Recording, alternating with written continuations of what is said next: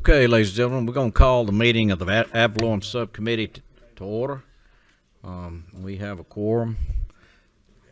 We will start out and we will ask on HB 90, Majority Leader Administration, if you want to come to the table up there and present your legislation. If you want to go ahead, we'll have questions after the first one and go right into the second one. We can do it that way. Yes, sir. All right, thank you, Mr. Chairman.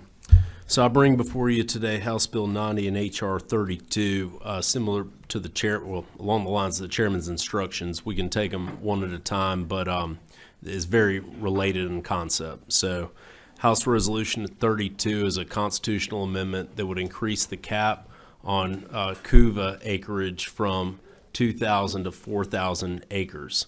So and then HB 90 is the accompanying legislation that would go with that. So the circumstances right now is for the minimum and maximum is 10 acres to 2,000 acres currently. And the issue that family farmers are running into is if your farm is just over 2,000 acres or potentially a multiple of 2,000, in practice what's happened is families will sometimes have land in different family members' names.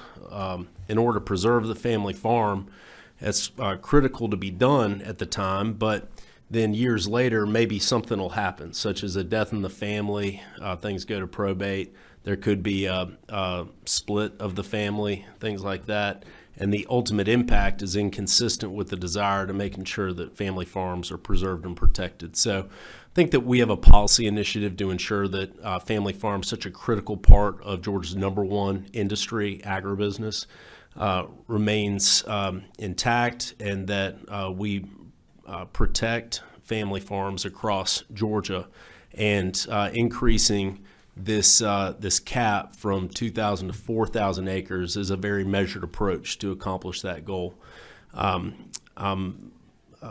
Want to thank the advocates that have been in touch with my office about this legislation so that we could discuss it.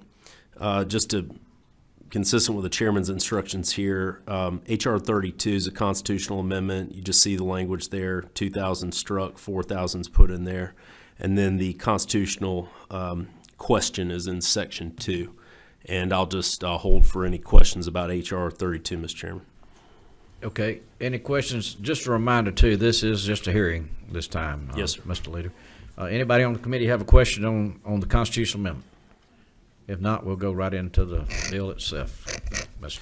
Leader. Thank you, Mr. Chairman. So the accompanying bill, HB 90, is just the enabling legislation. It's a match-up in statute consistent with the constitutional amendment.